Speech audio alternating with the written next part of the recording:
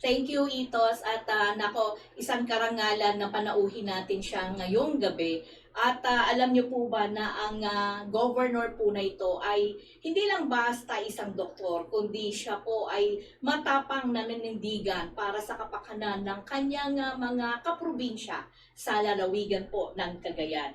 Hindi ko na patatagalin dahil gusto kong malaman kung ano na ba ang nangyayari sa kanilang lugar. At ang usapin po natin ngayon ay tungkol dito sa EDCA, etong Enhanced Defense Cooperation Agreement, no? Kung ano ba ang epekto nito at bakit tinitindigan niya na hindi maganda ito sa kanyang lugar. Hindi ko na patatagalin, walang iba kundi si Dr. Manuel Noveno Mamba Sr. Magandang gabi po sa inyo, Gov. Magandang gabi, Kati, ganun din kay Itos at sa lahat po ng nakikinig sa ating programa. Thank you so much for inviting me to be your guest. And yes, it's always a pleasure to be with you. And again, maraming salamat sa pagkakataon.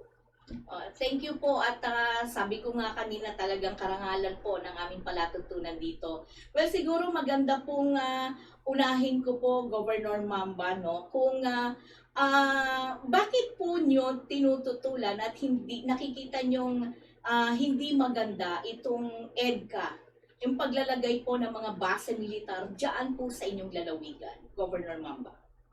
Well, noong ako'y naging governor po in 2016, ay talagang ang ko po is how to, kung paano natin palalaguin ang aming naghihirap na probinsya ng Cagayan. At nakita ko po ang ating mga bansa sa north of my province, Northeast Asia, lalo-lalo na, of course, Japan, Korea, bagong-bago na umuusbong at nakita natin ang klase ng ekonomiya nila ay ang China. Nakita ko po at ito po yung nakikita kong kailangan makipag-ugnayan kami sa kanila. Dahil in the late 80s po, yung aming puerto ng Puerto Papari ay nagsara because of siltation of the river. So wala na ho kami ugnayan sa aming mga neighbors up north. And mula noon, since time immemorial, connected po kami sa kanila. In fact, we have a lot of Japanese and even Chinese communities in our province. At nakita ko po na kailangan makipag-ugnayan dahil nakita ko yung China na talagang yumaman ng yumaman. In the last in the 80s, mid-80s hanggang sa panahon na ito. So from 2016, sabi ko, let us look northward. So ito po yung nakikita ko, and that is why nakikipag-usap na rin po ako sa kanila mula noon. At sabi ko, kung pwede namang makita ang poverty alleviation program nila, dahil just now, nawala na ho yung extreme poverty nila. And of the 1.3 billion people, ay 10 million na lang ang below the poverty line. So there's something good about it na kailangan mapag-aralan din kung paano. Lalo na nung nawala yung anti-corruption. So yun po ang nag-udyok sa akin na hindi dapat kaaway itong mga kapitbahay or kapitbansa. At kailangan makipag-ugnayan sa kanila, and this is our chance. At nakita ko rin, noong nakita ko na kailangan gawin ito, they were so interested also of the dredging of our Cagayan River. So, free po, nag-offer sila na there will be free dredging of the river. They will get the dredge material, tatagay nila sa merkado ito. And so, I saw the opportunity to reopen also our port, and have exchanges with them. So, dito po nag-start ito, And then, there was this balikatan exercises from America, bigla sila dumating dito. I welcome them, because they're our friends, they're our ally, for humanitarian. That was before the pandemic po. And then, noong nawala yung pandemic, Again, nagkuhan naman po sila, no, na magkakaroon na naman ng balikatan under the Duterte administration towards the end of the Duterte administration. Sinabi na naman sila sa akin na magkakaroon ng balikatan. But this time, they want to get my imprimatur dito sa balikatan na to. So tinanong ko naman po kung ano yung mga gagawin nila. And then I found out na there was this live fire exercises. Ano to live fire? Yung pala, magte-testing sila ng mga missiles nila, mga kanyon nila. Sabi ko, ayoko to. Dahil nakikipag-ugnayan ako sa mga neighbors ko. You are all my friends. I don't want any enemy. And I don't want my province to be used for any offensive maneuvers or offensive things against any of our neighbors. And alam niyo po, ako pa yung nanungkulan din as member of the cabinet during the time of President Manuel Noveno, at alam ko po yung EDCA rin na ito. So, sabi ko po, alam ko yung Taiwan na yan is a powder keg. It's something that would ignite a global tension. So, ayoko to be part of that. So, this all started with that po. And I was surprised, nalagay na ako sa limelight na bakit ko raw tinututulan sa akin po kasi ayaw ko po ng away. Mahirap po ang probinsya. Ang gusto ko ay makipag-ugnayan sa kahit sino sa buong mundo at makipagkaibigan. Nakikita ko po kasi na kailangan tularan natin yung mga bansa na nakikita natin na umuunlad, umuusbong, at kahit paano yung gutom ng tao ay ina-address niya. So, I feel that we have to learn from our neighbors, learn also from our mistakes. Because I think China learned from their mistakes by closing their borders to the world for so many decades and so many centuries kung tutuusin. Nagutom din sila, naghirap din sila. But when they opened up in 1984, nakita natin. Just like what happened to us. When China opened up, we closed. Wala akong nangyari sa aming ekonomiya. We became poorer and poorer and poorer. Sabi ko, we should open up again. And eto na nga po. I'm so happy na nakikita unti-unti ito ng mga Cagayano. They are supportive. Maybe quietly, pero nakikita ko po, this is the right thing to do. And I know I will be in the right side of history. Ako, sabi nga tama yung sabi niyo po, friend to all, enemy of none. At maganda po yan na mas, kumbaga talagang ang tutok po ninyo ay ang pag-unlad po ng inyong lugar.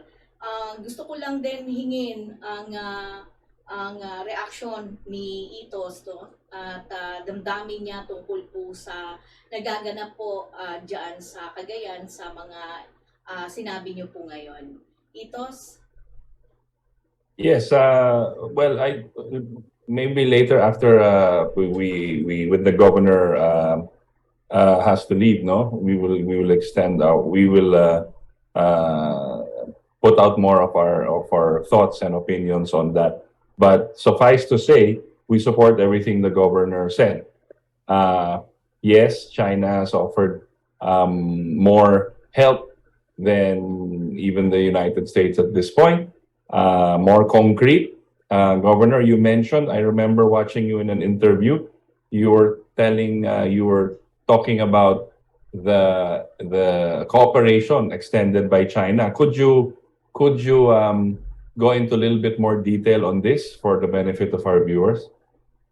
Well, no, we have faced two super typhoons since I became governor of the province in 2016. And then in 2018, another super typhoon, and then in 2019 towards 2020, nagkaroon na naman po kami ng mega flood dito sa amin. Ito po yung mga problema namin, typhoons and floods, especially flooding. And nakita po namin, they are the ones sending aid sa amin. And of course, hindi lang po yun, yung dredging na nangyayari. Ngayon, ay sila po yung umaangkat ng aming dredge material and they are doing our dredging for free. Ang mahal-mahal ho ng dredging. No, hindi ho natin kaya. And now, I grab this opportunity also na total, may gagawa ng libre, babayaran pa tayo sa ating mga quarry fees. Let's do it para mabuksan natin yung port of Apari natin ulit. Hindi lang yun. It's not just the opening of the port, pati yung problema natin sa flooding dahil barado na nga yung ating kanal, yung ating Cagayan River and its tributaries. So all of these things, no, if you add it up, ang laking tulong po sa amin. And of course, looking forward po, paano po yung negosyo? No?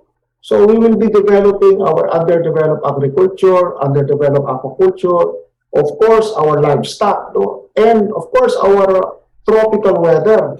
No? Kami po ay pinakamalapit sa kanila kung tutuusin nga po. We are more part of Northeast Asia than Southeast Asia because napakalapit namin na kanila. So we are 1 hour, 2 hours away from their major cities. So nakikita ko rin po yung tourism. No? If only meron po kaming international airport dito sa Cagayan, alam ko po, pupunta sila dito sa amin during their winter months. No?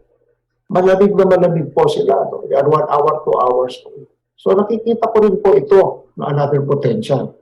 So all of these things po, no, hindi po sa ano, I'm not an economist, but I know. No? I also have this gift of no, malalaman what will come next. No? And ang laking tulong po sa amin ito. No? Wala po kaming international tourists dito. No?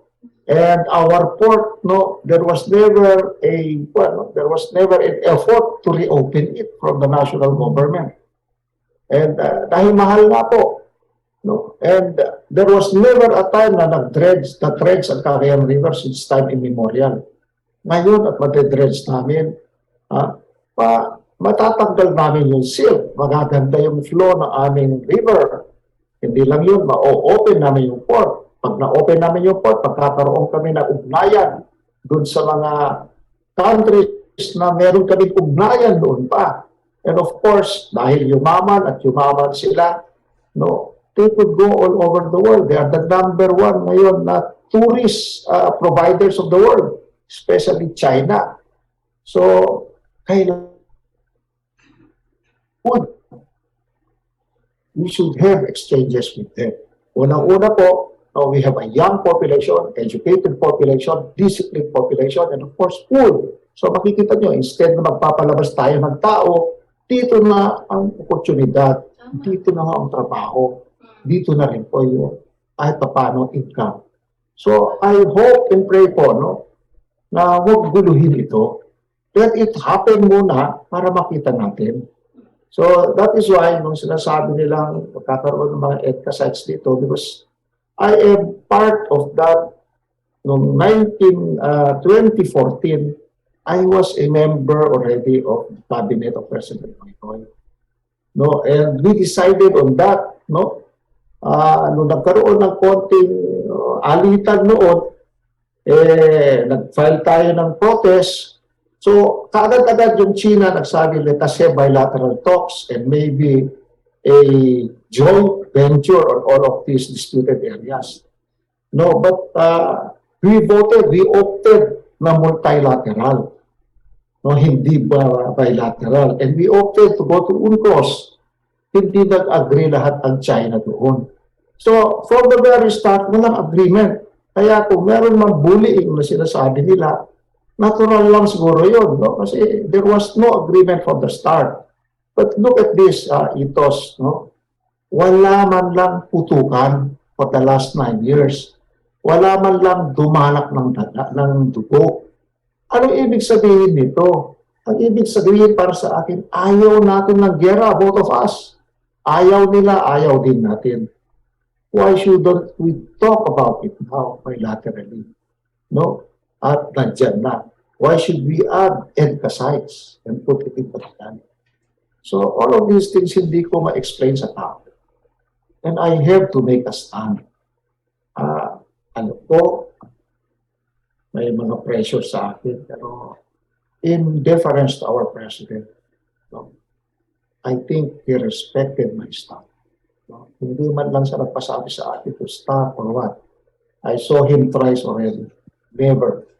No? At alam naman natin, from the very start, gusto niya rin yung bilateral talks.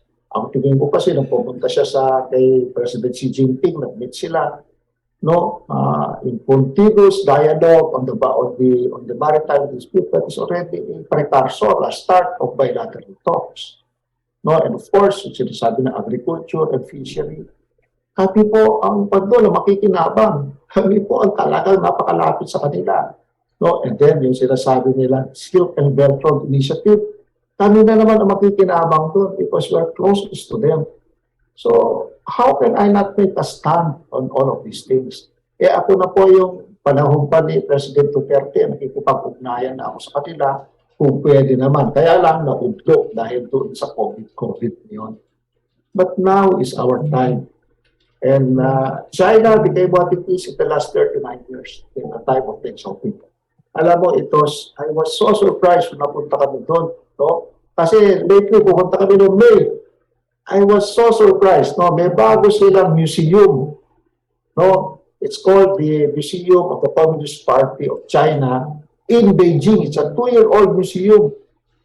No? Walang, yung para yung po nila, yung history started with Deng Xiaoping in 1984. There was no mention of Mao Zedong, no mention of communism. So sabi ko, this is the new China. This is the China that opened to the world.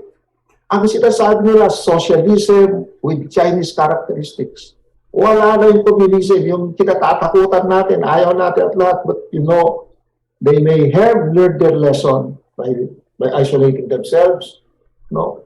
They change stock, they change what? Look at them now. Yumaman sila ng yumaman. They are now the second biggest economy in the world. I saw it with my own 2 eyes. I was there in 2008 in Beijing.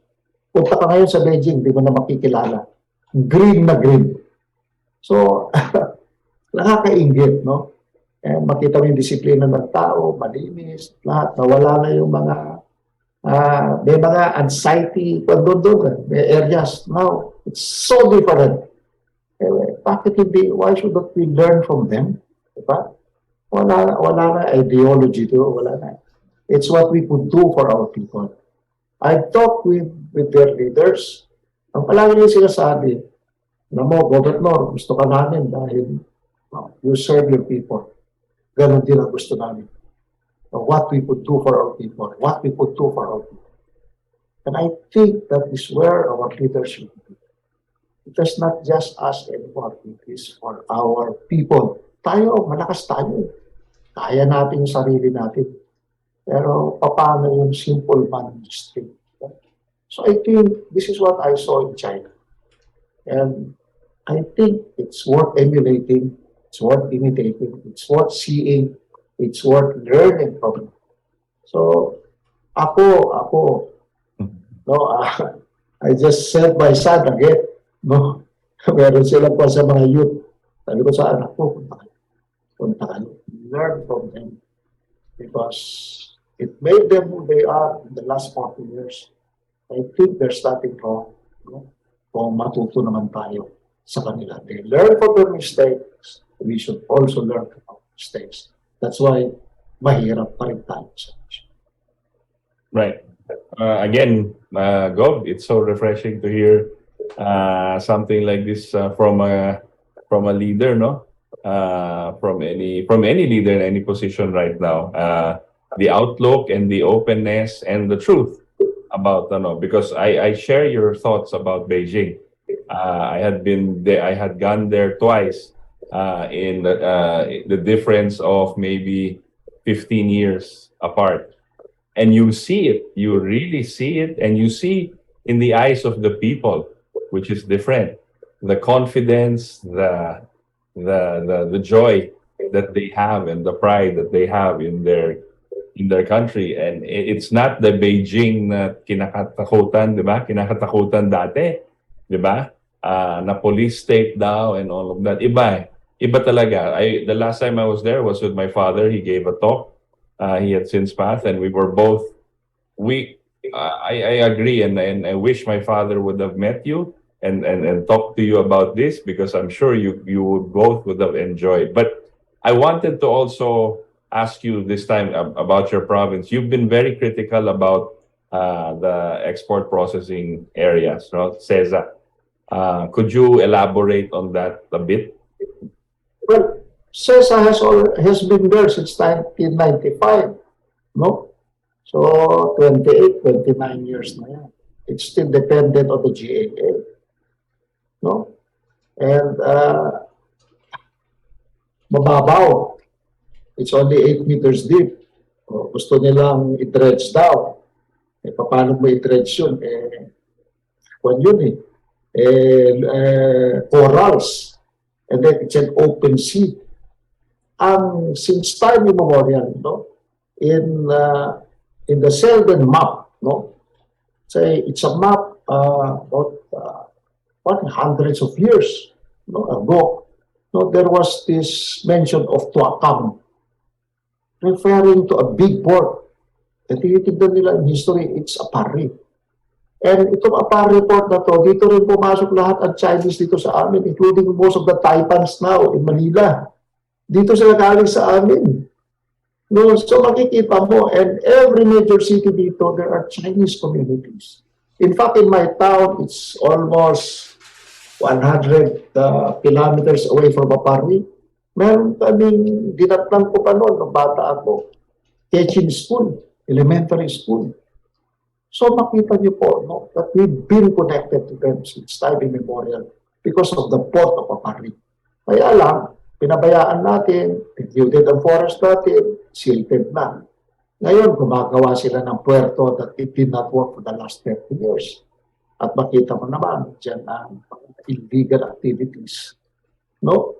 Napakarami illegal activities dyan. From money laundering, trafficking, selling of visa, lahat. And up to now, binibigyan ng hundreds of millions and even billions from the GAA. So, sabi ko, bakit natin pinipilit siya? Wala namang nangyayari. Because that provided jobs, real jobs for our people. There was no agri-industrialization there. Wala. Ang pinakamalaki daw doon na pumasok na barko is about 9,700 tonnage. Yun ang sabi nila. It's 8 meters deep. So sabi ko, bakit natin ginagastusan yan? Nag-file pa ako ng complaint noon dahil meron silang nilagay na 5.1 billion na breakwater doon, 1 kilometer long. So anong ibig sabihin nun? 5 million per meter na breakwater. Eh wala na, lumubog at lahat. No? And naka-file yung kaso, wala namang nangyari. I do not know why.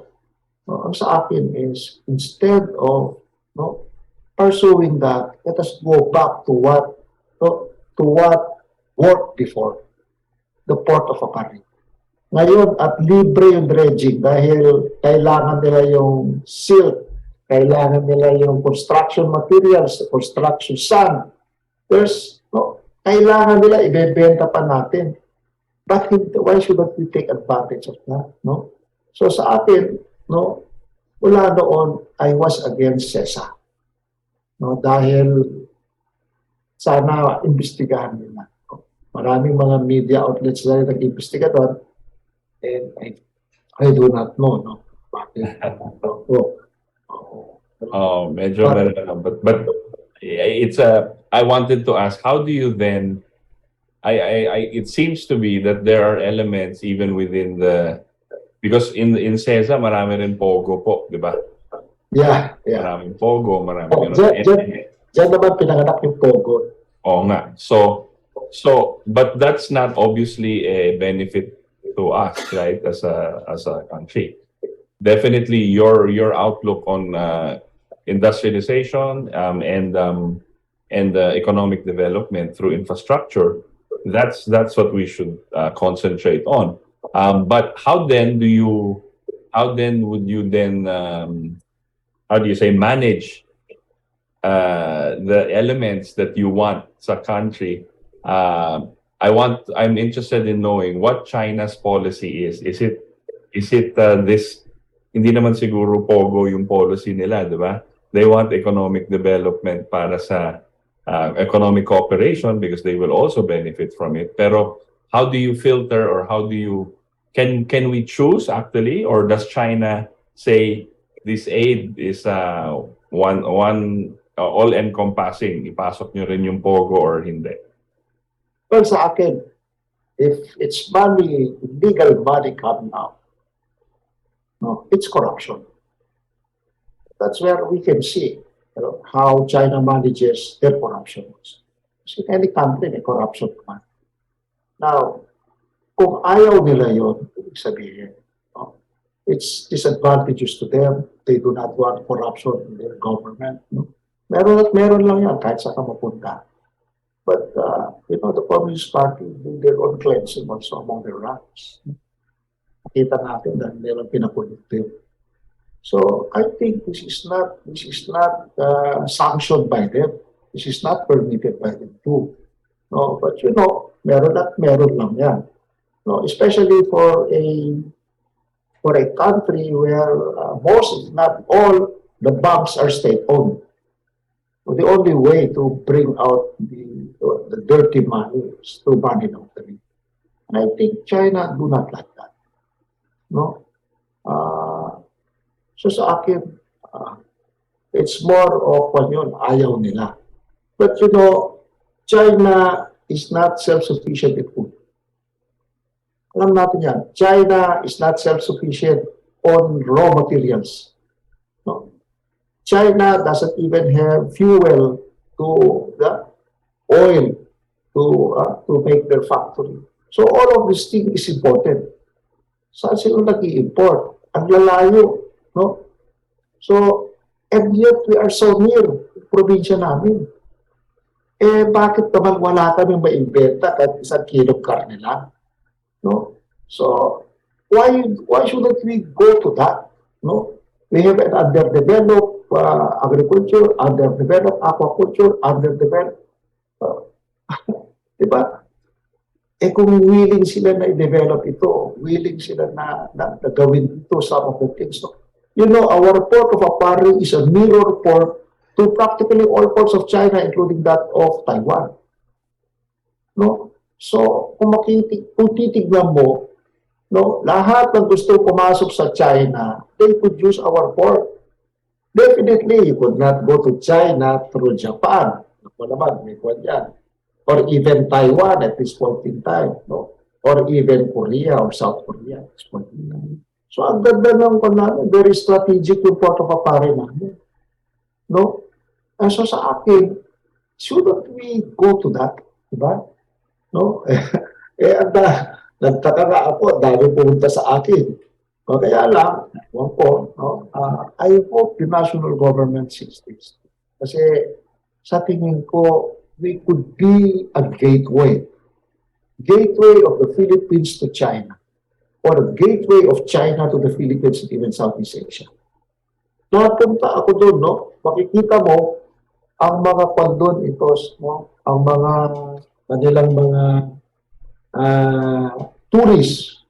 Alam mo, mga Espanyol, so Latin America, and then mga Africans, no, and Eastern Europeans. Yun ang nakita ko, nakasabay namin ng mga no. Now, I was invited to be a keynote speaker in the ASEAN-China Forum on Sustainable Development.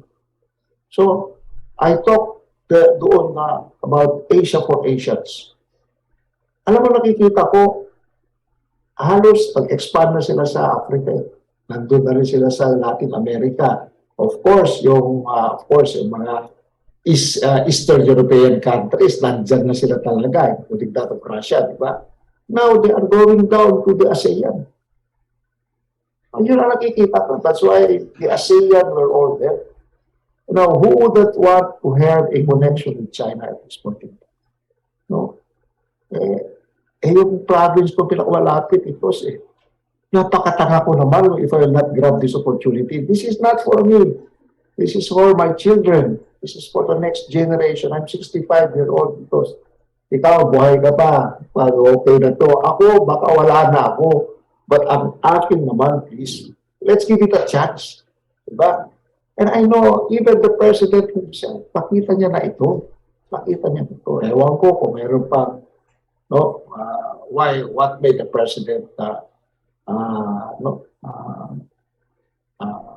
siguro, he knows better than I do sa national politics. No?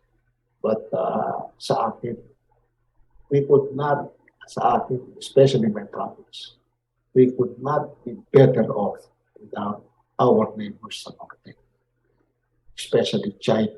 No? Self-sufficient sa food ang Korea, including Japan. But China needs us and we need them. No? And that is why I feel our time has come to reconnect with time in China.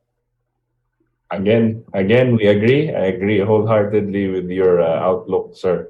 And I respect you for taking a stand, the very quote-unquote unpopular stand with at least yung ating mga kaibigan dyan sa media at yung mga iba dyan na alam mo na.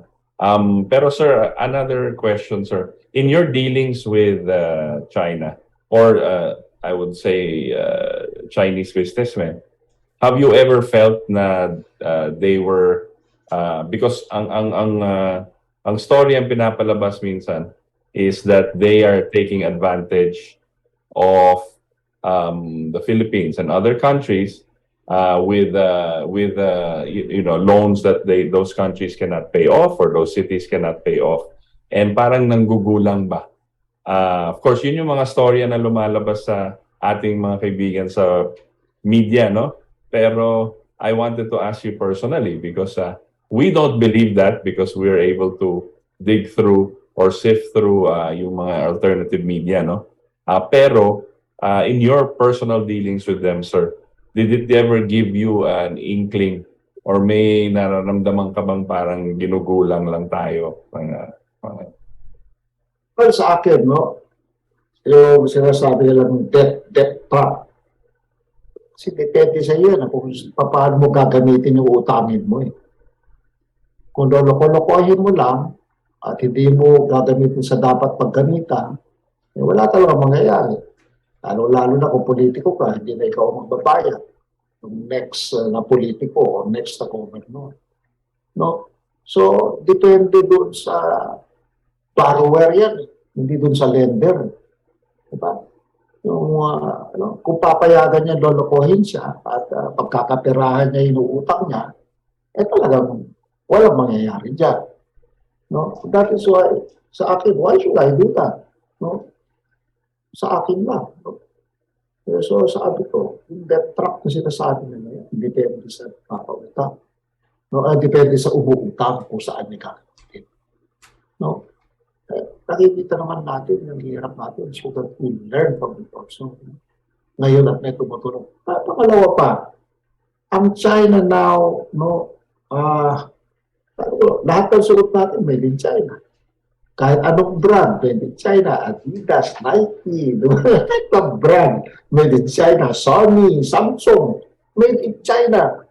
Ibig sabihin, no, lolokohin ka ng mga taong ito ng China para ikaw ay maghirap. Kanino niya ibebenta ang kanyang mga manufacturing goods pag naghirap ka? So para sa akin, matatandahin niya yung ekonomiya mo, yung buhay mo, dahil siya nagsusupply lahat ng kailangan mo. Kailangan mo sa bahay mo, kailangan mo sa kusina mo, kailangan mo sa katawan mo, kailangan mo sa farm mo. No? He has everything. No? Because the whole world made him their manufacturing center. And that is why, para sa akin, pagandahin niya yung buhay mo para meron siyang mapagbentahan. Hindi ka niya gigiyarahin. Hindi ka, ewan ko, no? Hindi ka niya lolokohin. No? Especially na napakarami nila. No? And they need to, of course, no, feed their people. They need to improve the lives of their people. No? With 1.3 billion, I think, hindi hihinto yan. No? So sa akin, no, of course, it depends sa umuutang. And I trust them more. Kesa yung bansa na ibibenta lang sa'yo baril. kanyon, panggera, sa akin lang, no? Ay, furthermore, is your neighbor. No? Being neighbors, I think, no, you would want your neighbor to be, no, to be like you. No? Nakita natin yung nangyari sa Europe. No? Nagkakagulo sa Middle East, puntahan lahat sila doon. Dahil nandun ang opportunity. Nakikita natin yung nangyari sa Mexico and the US. No? So, nagko-cross lahat ng border to the point na sinasamahan lahat nila doon. No? I think China wouldn't want that. Diba? Kahit na. So, no? Depende na sa kadil nila military. Kung lolo-lolo. Kung corrupt talaga, wala kang magagawa. Kung pupuntahan ng pera. Pero kung, diba? Sabi ko nga, ikaw yung nagsusupply, ikaw yung lahat. Hindi mo gagawin yan sa customer mo. Para sa Very well said. Very well said, sir. Tama. It doesn't make it's not in their history na gagawin nila yon. Hindi po sila in their history na alam natin na hindi nag-i-invade yung China ng ibang bansa eh. Sila yung ini-invade eh. Sila yung ginigera. And so far they've been if we go back to the history of China, it's such a rich history of cooperation and development with the whole world. Diba? So I admire your simple common sense but very profound outlook about China, and I support that wholeheartedly also. I'm going to ask you a question, sir. It's up to you, Gob, if you want to answer it, because you're in government. But what should be then? What do you think should be our national policy towards China in terms of these types of thing? China has these tensions with the United States, and the United States government, for now, the admin seems hell-bent on creating conflicts around the world, no? Pero if you were our leader, how would you approach China in this point? Well, it was well said. And I fully support what the president said. From the very start, when he made his inaugural address, we are a friend to everyone and enemy to no one. That divides everything kung tutusin. So, let's give the president a chance. No? Kung titignan mo kasi, there are things happening hindi natin alam. And that is why sometimes our leader decide that way. No, pero, diba? And maybe the explanation will come later. So sa akin, it's so hard to sabihin natin mali naman siya. No? Dahil he may know something we do not know. He may have analyzed something na hindi natin nakikita. That's why he acted that way. But, only fools don't change their mind. Kaya, nakita naman natin yan because everyone has to survive. Everyone has to survive. That is why, bago-bago siya. Tignan natin. Sa akin, natin guluhin.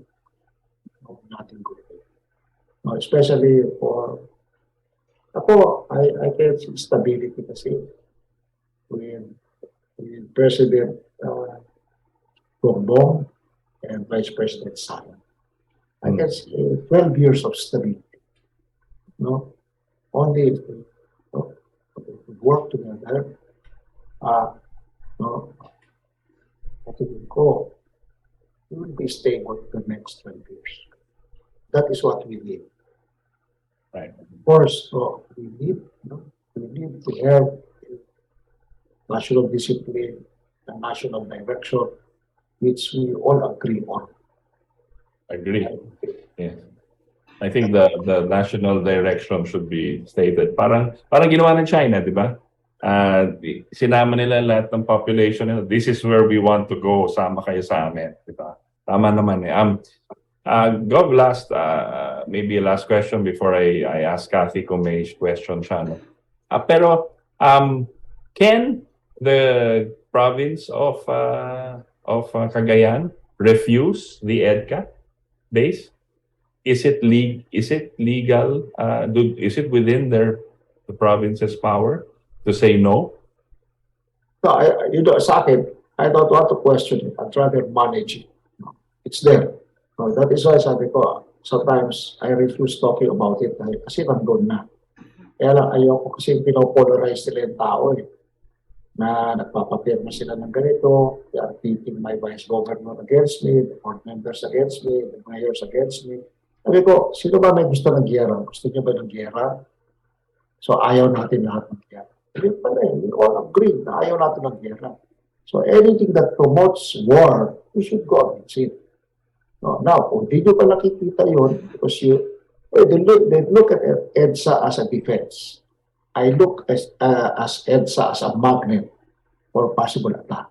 So, give it to them. Yun yung nakikita nila. Pero let us have a common denominator. We are all against war.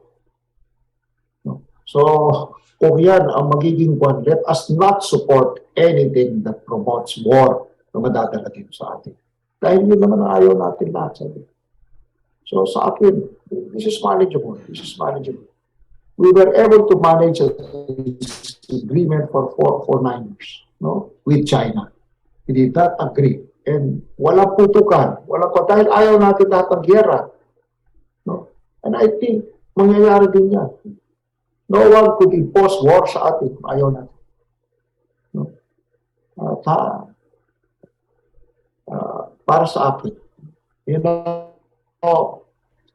makikita natin as we go along when these foreign forces, how will people look at it? How will people get them in? How will people are the Cagayanos supportive sa ito? No? Akala nila. Kasi habang nandyan at tumalapit, maniwala ka. No?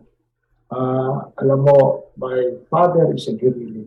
No? He fought with the Americans. No? Alam mo, palagi din sinasabi namin yung response. Sana you will never experience war. Never. Yan ang pinagdadasal ko sa Diyos. Never na ma-experience no. And he tells the stories about what they have gone through, the family, himself, including the death of some of his brothers. No, yun ang palagi niyang sinasabi. And that was inculcated in me. That is still in my consciousness. That is why every now and then sinasabi ko sa mga tao na sana never tayo ma-involve sa anumang klaseng kaya. Nakita natin yung gaya. Even in Mindanao alone, nakita natin. Our fight with the NPAs, grabe dito. There was hamletting noon, there was salvaging and everything. We have seen it. Kaya it will be worse than that. So sa akin, ang importante is magkaisa ho tayo laban sa guerra. We should all be anti-war. Anything that promotes war, anything that creates war, labanan po. And I think we are unison dyan. Okay, Gov, final question before we let you go. I know you're very busy, no? What is the next steps to this? What is the status now with the EDCA? Are they pushing through with it in Cagayan at least, or what? Wala akong nakita eh. Wala pa akong nakikita. As far as the inferences sabi nila, even their presence, nagkaroon kami ng threat ng super typhoon. I never saw any American. Binanat-balatan ko pa nga sila sa era. Akala ko ba, tutulong kayo, ba't wala kayo? Wala naman. So I do not know, no? Pero sa amin, we will engage with China. We will engage with all our neighbors. You know, I've been to Jeju. Nakalagay din doon. Nakalagay din doon. No to US military. South Korea. I saw it also in Japan. No to US military. The Okinawans came here sa amin. Parehas tayo na pinaglalaban. Ayaw natin ng US military. Sabi rin din sa atin. So, I think, quietly, dami. Because nobody wants war. And nobody, I think, nobody wants any foreign military in their homes, and in their respective countries. And hindi na uso ito eh. And we should all rally behind that notion. Now, we could buy ourselves, we could protect ourselves. We could die for our country. We cannot die for other countries. Right. Sa ito, gagawin dapat natin. Agree po. It's simple. It reminds me of yung kay Shakespeare po, to be or not to be. That is the question. We choose development and economic development and peace, or we choose war. That is what the choice is facing us now. Sir, I will say my goodbyes to you, sir. Thank you very much for joining us. I hope this is not the last time. We support your stand, as always. We agree with everything you said here tonight. And please, we hope that there are more leaders like you in government who only want the best for their constituents and for the Filipinos. Thank you very much, sir. We'll let you go, Kat. Okay. Thank you, Itos. And of course, Governor Mamba, sabi nga sa gera talagang walang panalo. Lahat talaga talo. Kaya talagang ako ay marubdob ang aking suporta sa inyo. At hinahangaan ko kayo bilang leader ng Cagayan, nalalawigan ng Cagayan. Dahil bihira po kasi ang isang opisyal ng ating pamahalaan na maninindigan po para proteksyonan ang kanyang mamamayan, ang kanyang mga kababayan. At hindi po biro, alam ko po hindi biro eh. Actually gusto ko nga po panghuling tanong siguro. Kasi I'm sure na meron pong mga threats or panggigipit perhaps na nangyayari po. Gusto ko lang malaman, Governor Mamba, kung paano nyo hinaharap. Di ba kayo na, I'm sure matapang kayo, pero syempre tao lang kayo eh, medyo ma-demoralize ka. Bakit ba itong mga leader na to, kung sila yung nandun sa taas, sila pa yung ganito? What can you say, Governor Mamba? Masagkada ako, Pati. Kahit lang patayin din ako. Hindi sa akin. We've suffered so much in our province. We don't, ayaw namin, ito naman ibibigay naman sa mga anak natin. Matanda na tayo. Ako, 65, 17, hindi naman pwedeng ganito ng ganito lang. I am not, the status ko sa akin is unacceptable. All our neighbors now become what they are. They are, they used to be the second richest country in Asia in the 60s. Where are we now? Ganito na lang ang ganito. Hanapin naman natin kung saan tayo nagkakampi. And learn also from the successes of other nations. And let us not be satisfied with the status quo that we are in. Dahil itong ganito na, sabi nga nila, if it's broken, fix it. And if something is broken, definitely, it has not worked for us. Kung hindi naman tayo maninindigan sa pagkakito, I think, kawawa, anak natin. Sa akin, I feel it's the right thing to do. I know it's the right thing to do. And I'll stand by it. So, kung anong consequences nito, I'll accept it. Bakit hindi? But I'll fight for it. Kahit anong ko nila, marami tayong pressure at lahat. Tagal ko sa politika, Dalawang kapatid ko na yung pinatay nila sa eleksyon. Parte ng buhay ito. Kaya tayo naninindigan, hindi eksakto para sa atin. Parang natin sa akin, ito lamang.